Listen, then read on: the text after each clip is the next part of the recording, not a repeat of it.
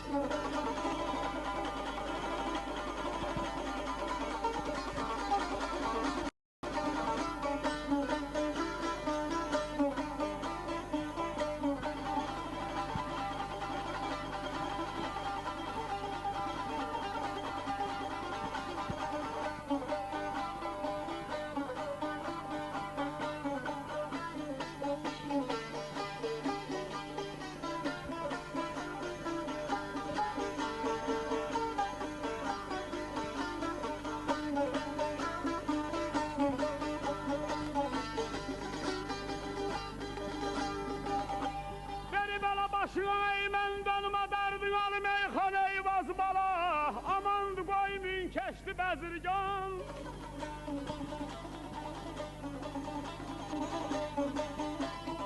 Sinəmən ey çəkibdi çal çarpazları Amandı qoymin ey getdi Bezirgan aya Bezirgan Sinəmə çəkibdin ey parayı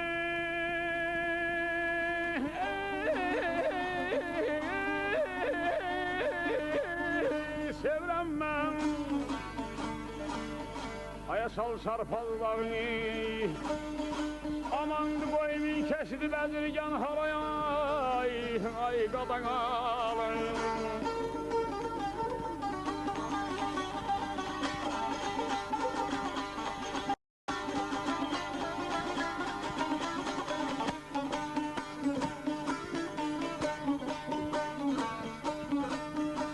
Başqa mən dönüm Xan Eyvaz bala, amandı qoymayın keçdi Bezirgan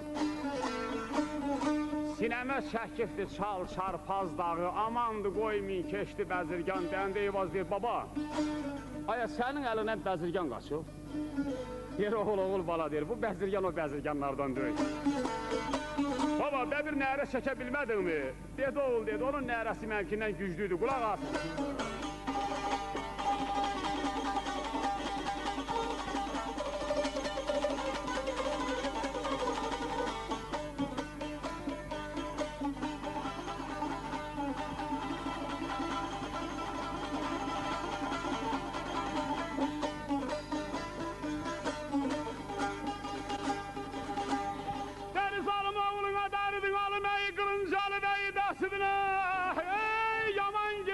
Şirin canım ey qaçdın ay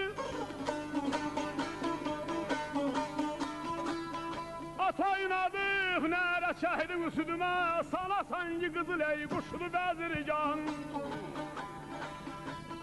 Ata inadı ey